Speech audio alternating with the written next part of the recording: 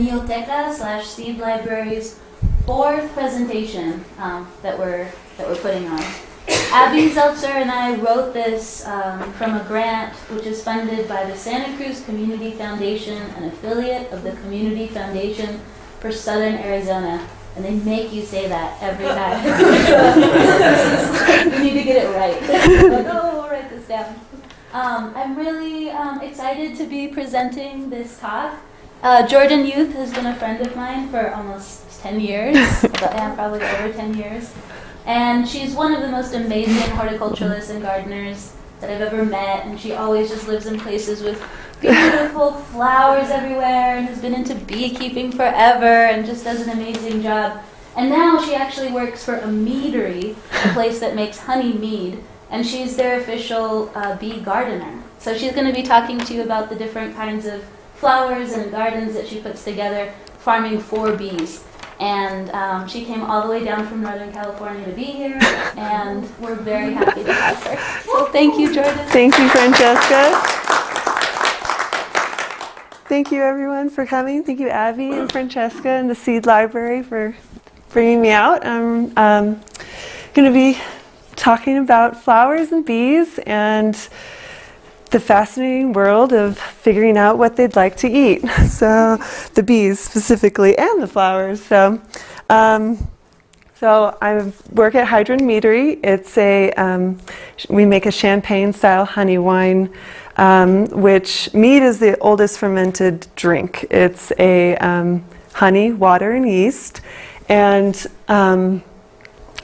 what we do is a really modern twist on honey wine. We actually use the method champenoise to create a sparkling product that's really allowing you to taste the essence of the flower.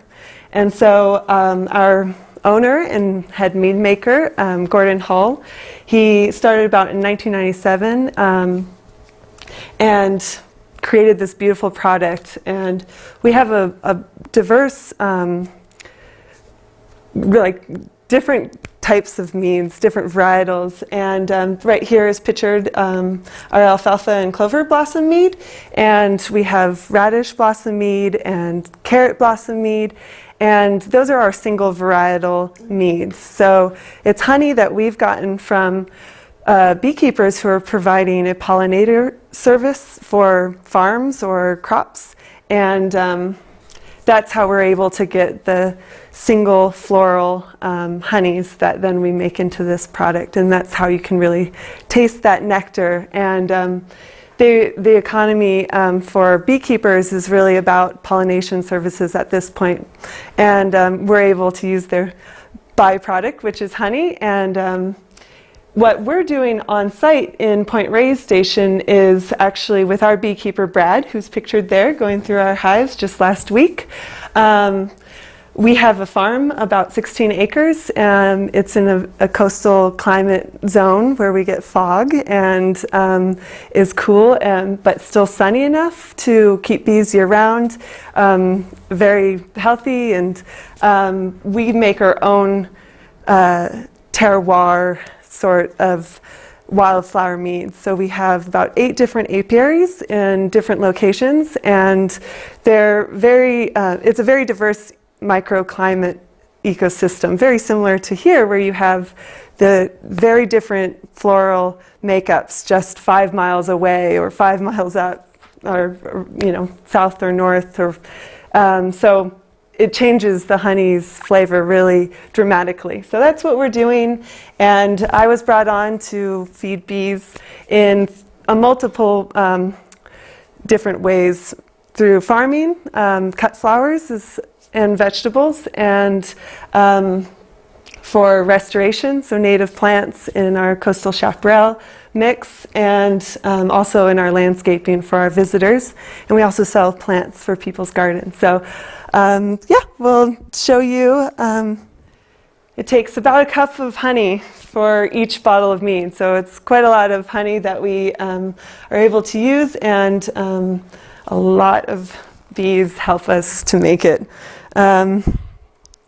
So the European honeybee is the focus of what we're doing, but we also do a lot of work to improve habitat and food resources for native bees, which I'll talk about a little bit later. But we're really going to focus on the European honeybee because it really is a unique organism. The whole hive is just a very organized group effort to create a stable food source for times when they don't have as much access to food. So native bees, unlike the European honeybee, most of them do not store food this way. This is the unique way that the honeybee has created a pantry shelf of protein and carbohydrates, of pollen and nectar, and you can tell the diversity of pollen that our bees are visiting by all the different colors. It's kind of like a paint pot, and then the nectar, of course, is just really incredible source of tasty nectars. But what's really unique about plants is that there's some that produce pollen, there's some that produce nectar, there's some produce both, and then there's some that produce none. So really figuring out which plants produce which nectar or pollen, or which they prefer to visit the most of, has been my journey over the last couple of years. So talking about diversity and attraction, it's the reason we have such a beautiful array of flowers that I'm going to go through with you is because plants really harnessed bees to do, our pollinators, and specifically bees, and native bees very much so, but bees are really efficient pollinators, and they're very fast. There's a lot of them, and the plants have developed ways to attract them, and the rewards of nectar and pollen are what bring them to them, but then they use different shapes, sizes, and scents to focus on certain bee populations or get them to them. So colors is a really big one because bees see in the ultraviolet range, and they're attracted to blues and yellows and whites rather than reds and pinks, but they still do visit reds and pinks. And sometimes that's because there's nectar guides embedded within the colors that we can't see with our own eyes, but under an ultraviolet light, it's like a landing pad. Come here, eat from me. So that's a really good indicator that there might be a reward for a bee if it falls into those color groups. Moths are usually attracted to white flowers. So it's a way to, if you're looking at a plant, thinking like a bee can really help you figure out whether or not it's going to be a friendly plant.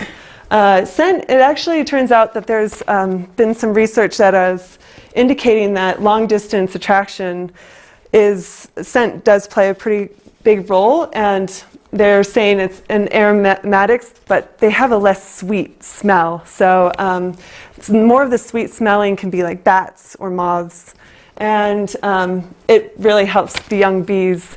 So they'll see the color as soon as they get close to it, but the scent attracts them while they're still figuring it out. Shape and size is a really big portion of what allows a bee to actually access the nectar.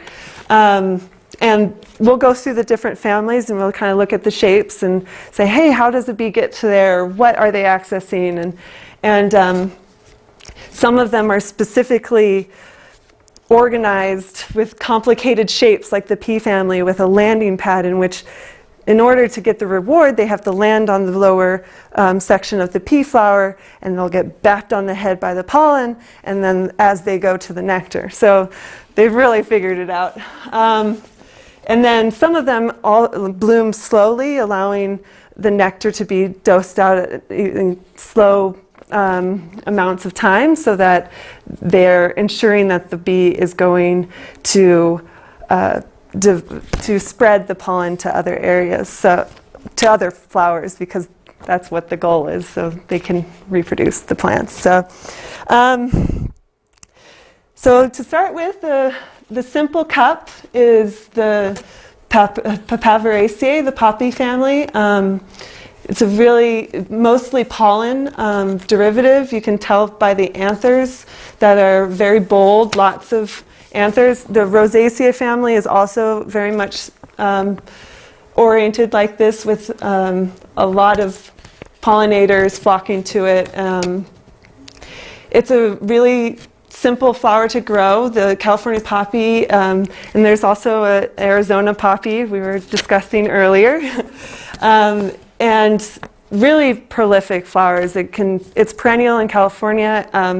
I was just reading about the Arizona poppy, and they were saying that the California poppy can be perennial in some areas of Arizona.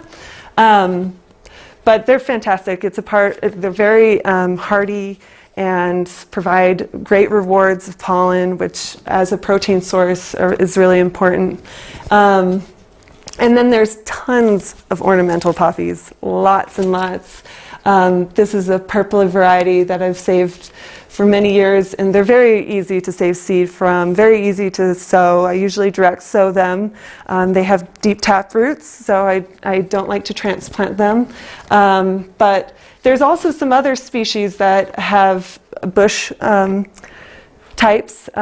Specifically in California, we have the Matilla poppy, Bush Island poppy, and cream cups. But yeah, it's a really beautiful one, and one that I've also used for cut flowers or seed pods and ornamental decorations. So the Apiaceae family, or the carrot family, is a very rewarding plant. It's a slow release plant that has a lot of different flowers within its actual inflorescence. So they get a lot of rewards, but they're also a very diverse family. You have dill, parsley, angelica, and eryngium is a fantastic bee plant. It's blue, so it falls into the ultraviolet spectrum, and they go gaga over eryngium. And it's also a really beautiful cut flower and landscape plant. It has very succulent leaves, and is actually quite drought tolerant. And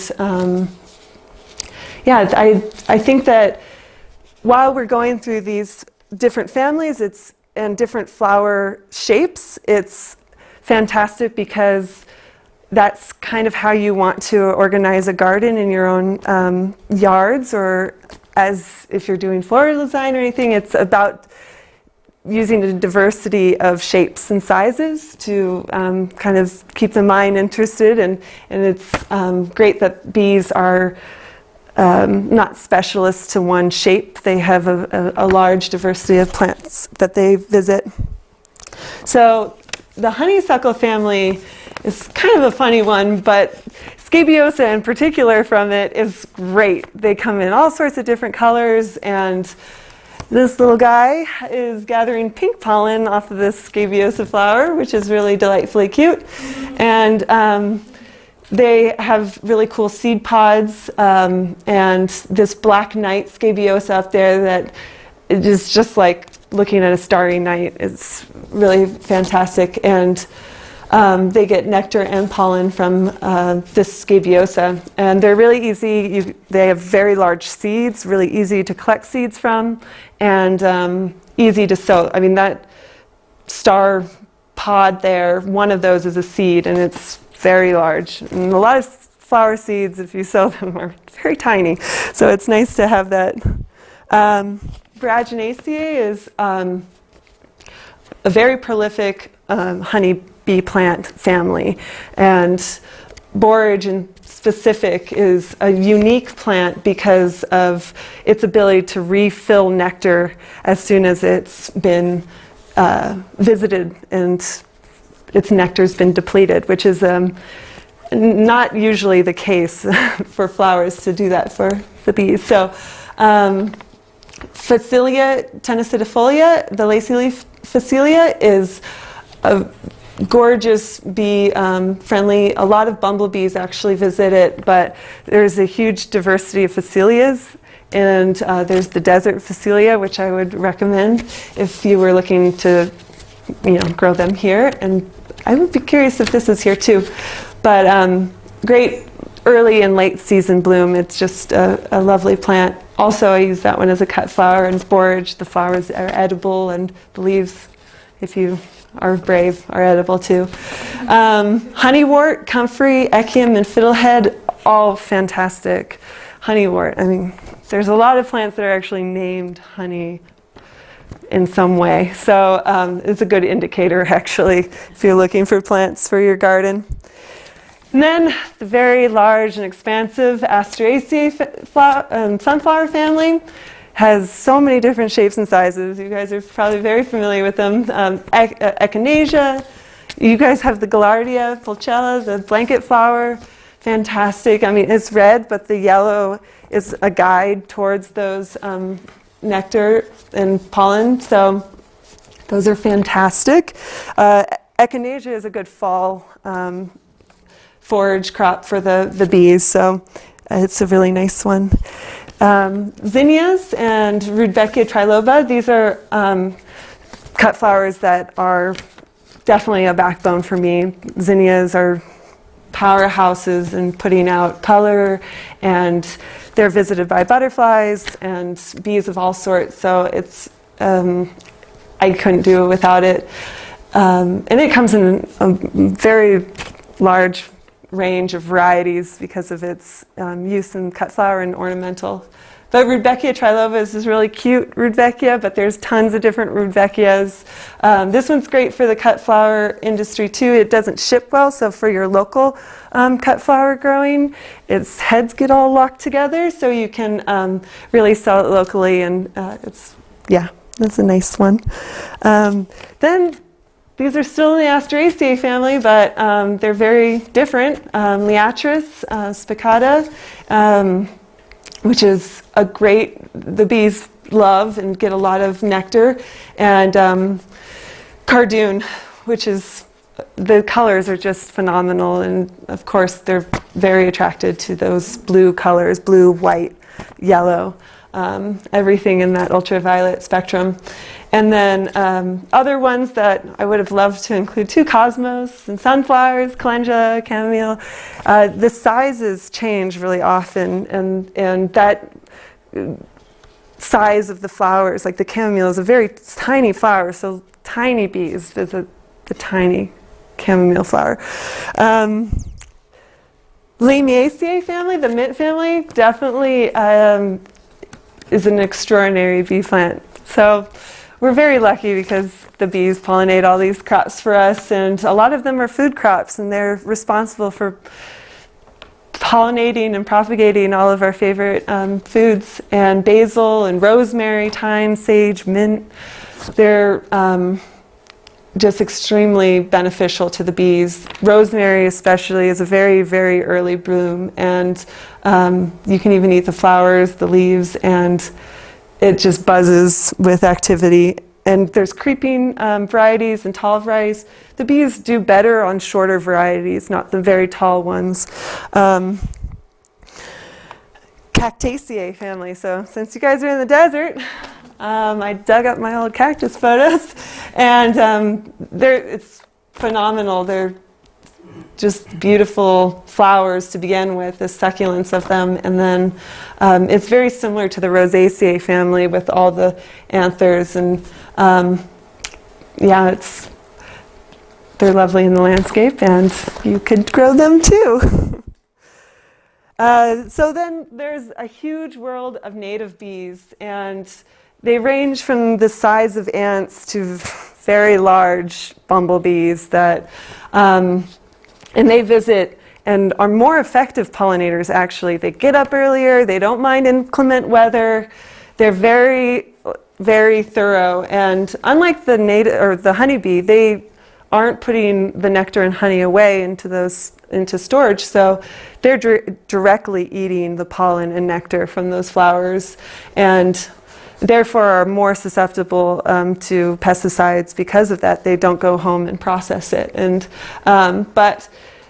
their habitat is usually much closer. Honeybees can fly 4 to 5 miles to any source, and that's not the same for the native bees. That's actually in relationship to how big they are is how far they can fly, which limit some of them, but the others can go a little further. This is the sweat bee over there, and on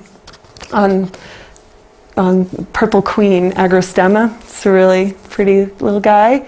And yeah, what's really interesting is they were the first pollinators that we had in our crops, and as soon as their populations started declining and we weren't understanding why we weren't getting the same crop yields from almonds, for example, in California, and what's going on, and then they realized pollination was the problem, and so that's when pollinators, the European honeybee, started moving and coming out to do these large pollination services. But really these are the backbone of our pollinators, and the European honeybee, thankfully we can live harmoniously as much as possible, but it is stressful on the honeybee to be moved, and yeah, so I just love the little bees. So how to use all of these in your garden? And what's great is I grow all these. It's really changing the diversity of what we have on our farm, and we just released our second point raised wildflower estate mead. So that was from our honey.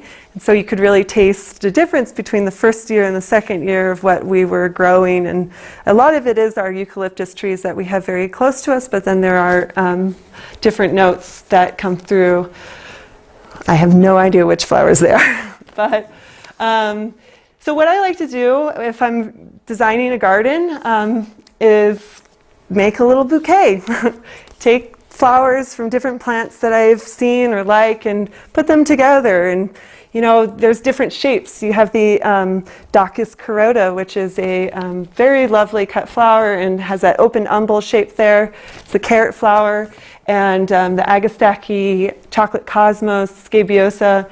You see how their colors go together. You really can design your bee garden with bright colors or with kind of muted tones, and that's what's really nice about gardening for bees. There are a few things that I'll give you to look out for if you're selecting plants.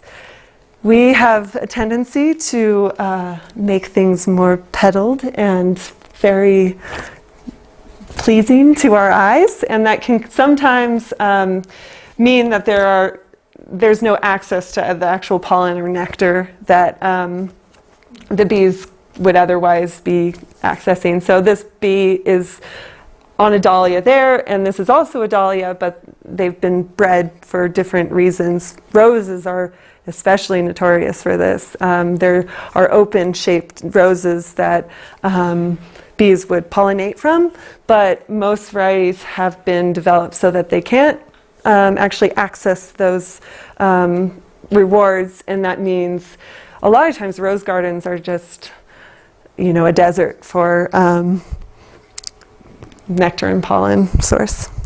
The other is flower patch size. Dr. Frankie Gordon of the UC Berkeley Bee Lab has done a lot of research actually observing bees in the field, and bees are very loyal to a flower. Once they start pollinating, they'll pretty much continue with the same flower until they've finished. And if you can plant at least a 3-foot by 3-foot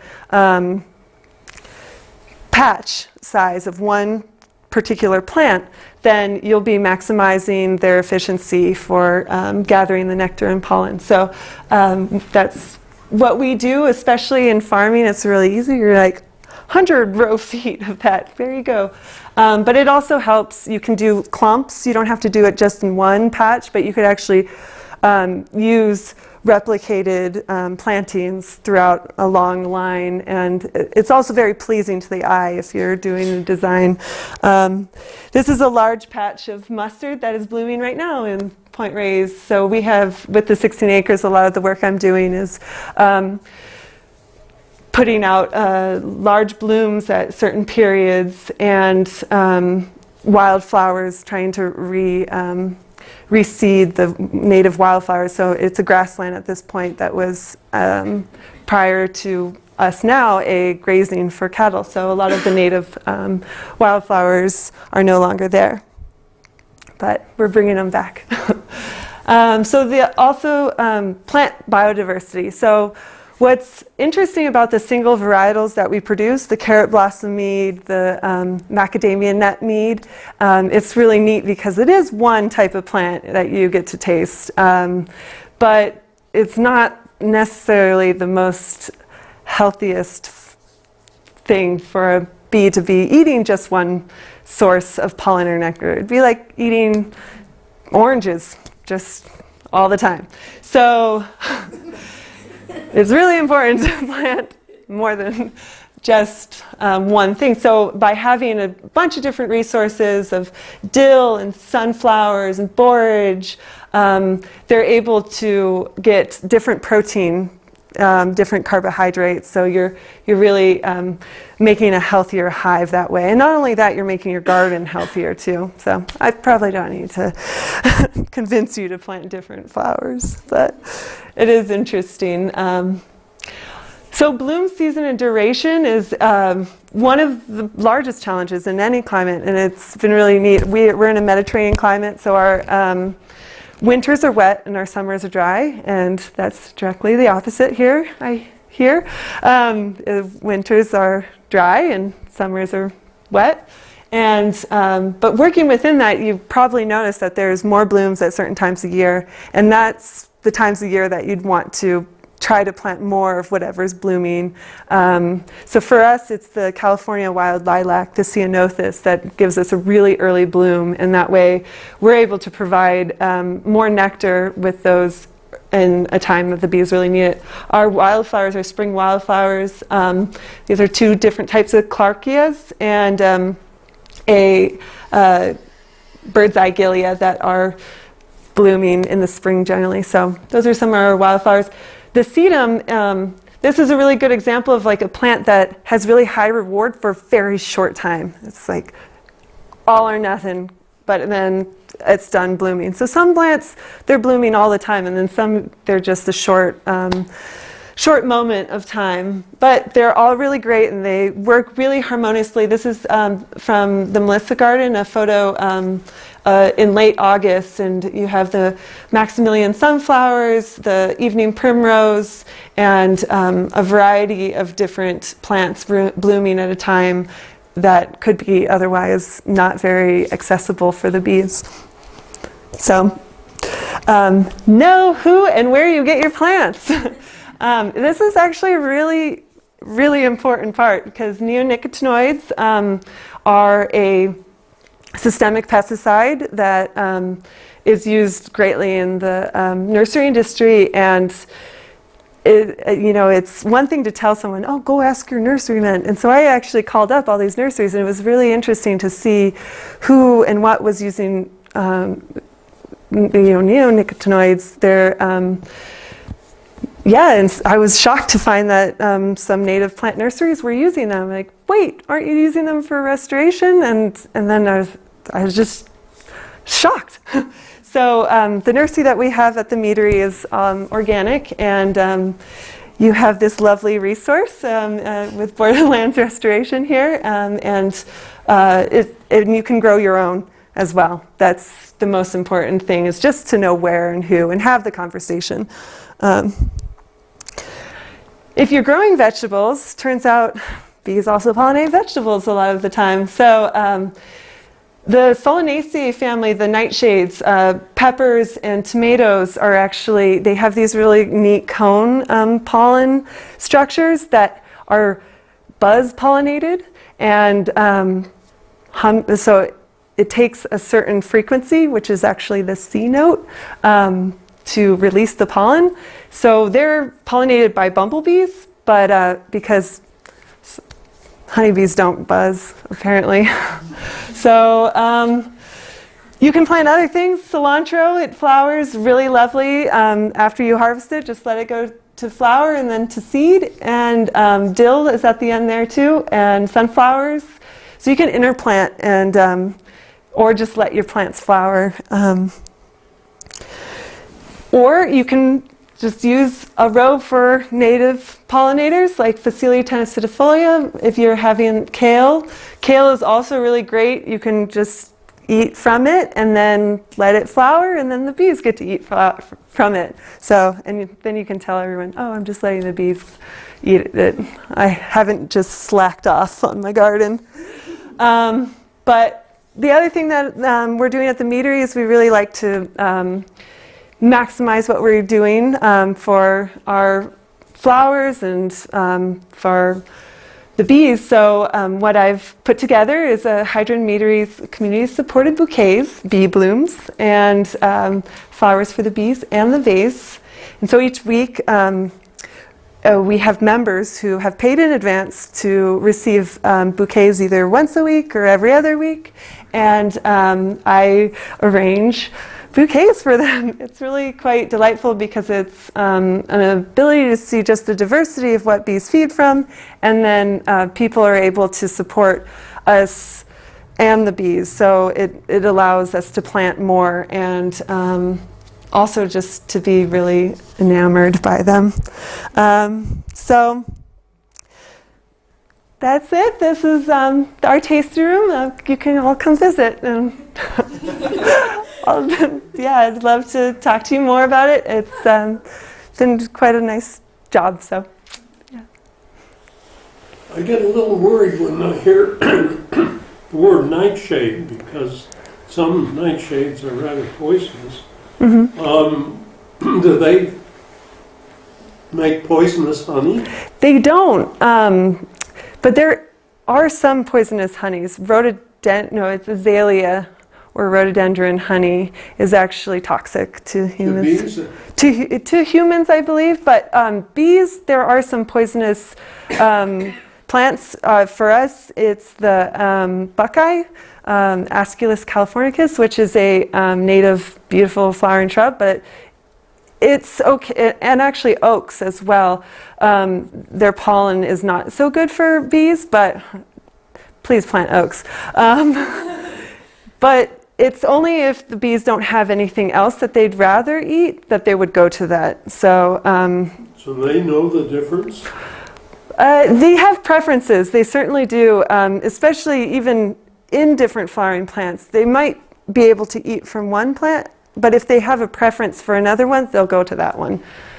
Well, things like hemlock might be really poisonous. I don't know. No, we have poison hemlock in abundance, unfortunately, but it's a great pollen resource for them. But it's not. Honey is not. No, I hope not. No, it's not. Yeah. Yep.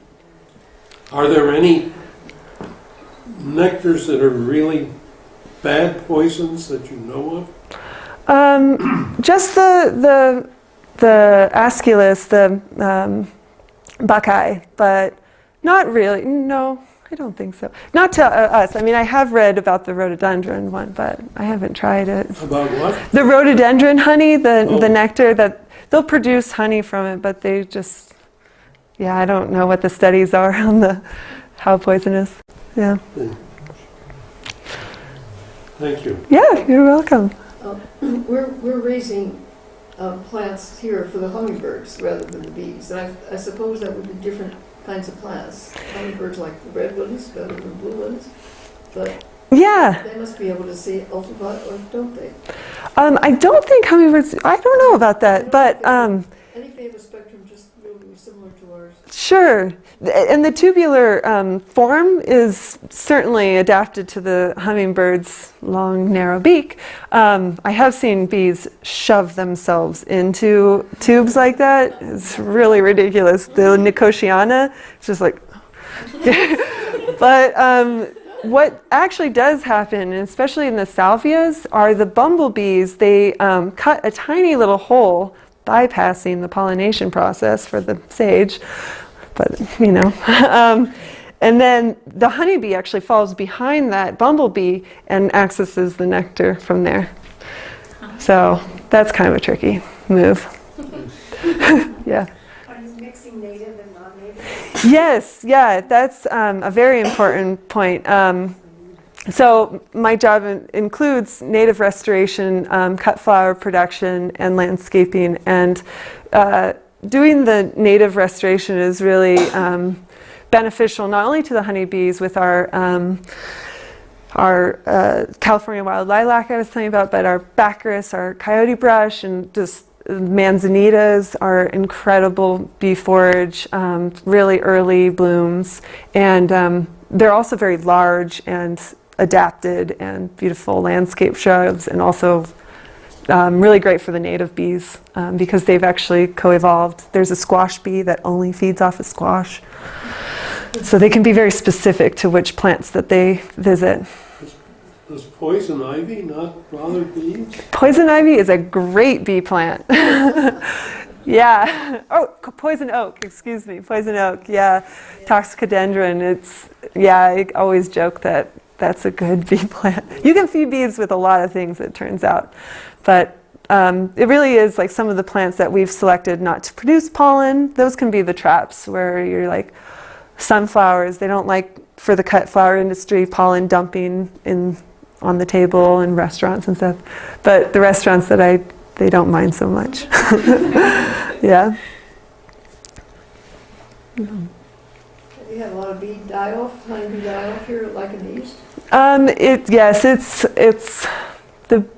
It's a hard season or time of beekeeping, but we've had about, I want to say 60% survival rate with our bees this last season.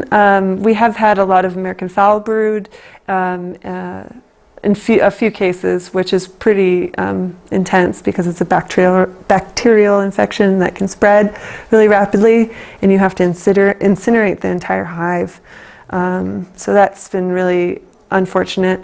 Mites, of course, are just a heavy load to bear.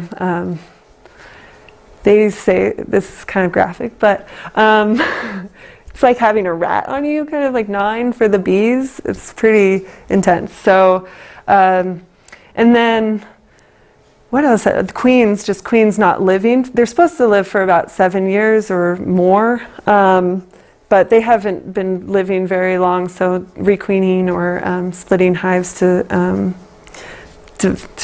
make more hives that are, we have about 100, give or take, but right now it's about 60, but then he just did a lot of splits right now, so yeah.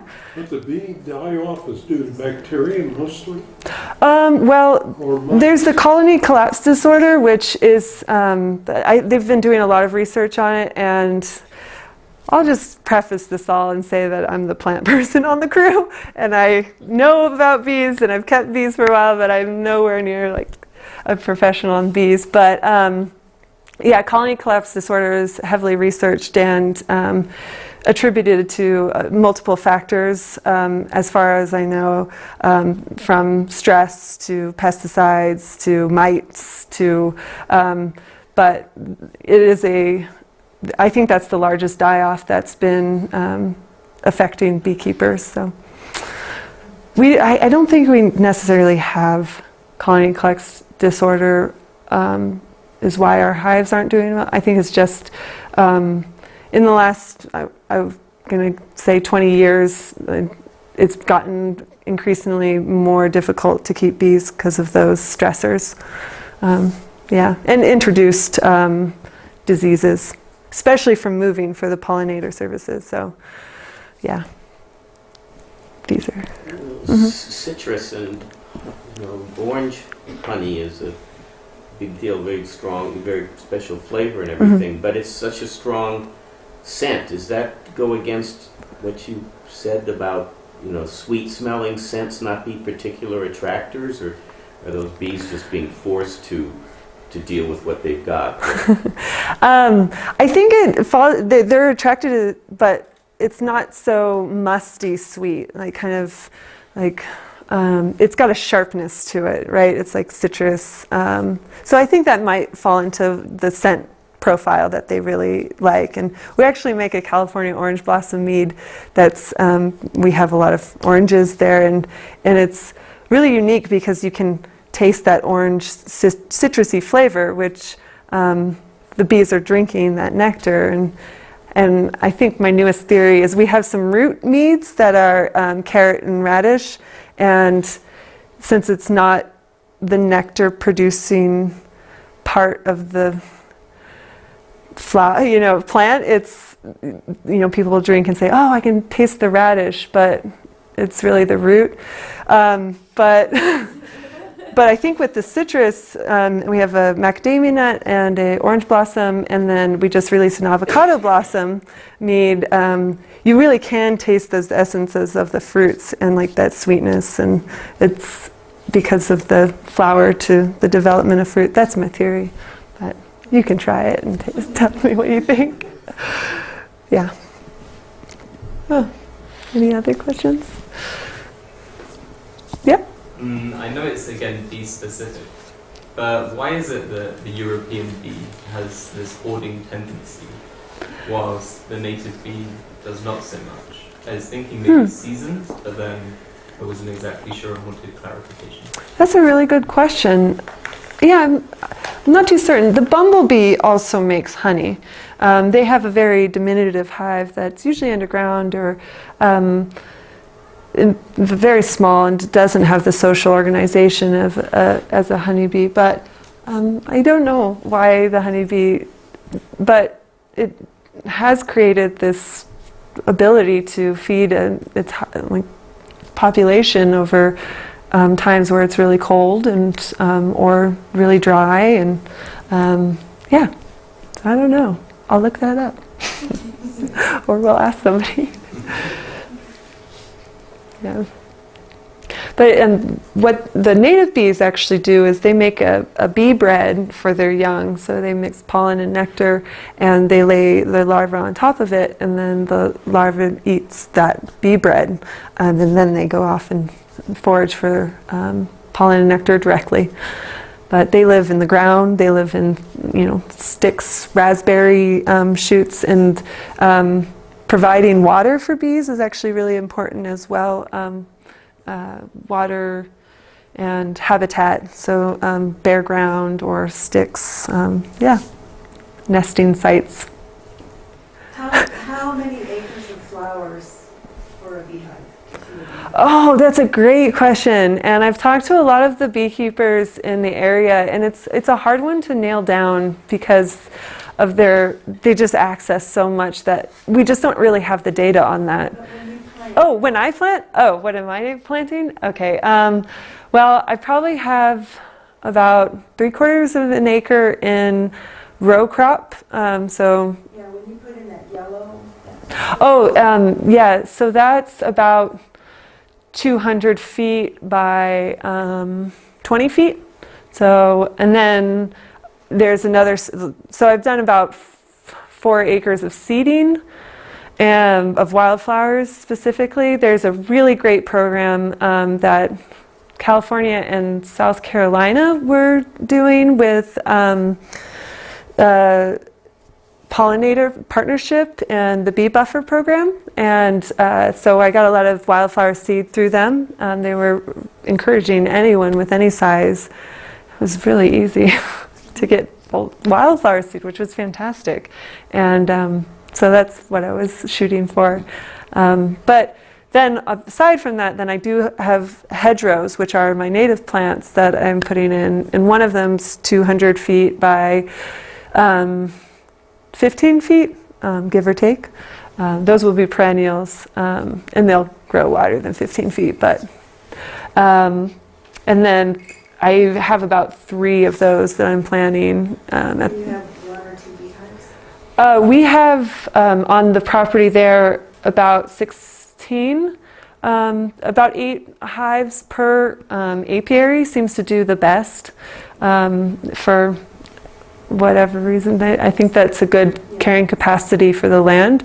They were doing more, but then found that they weren't doing as well in each area. So I guess that kind of is an indicator to how much they're getting.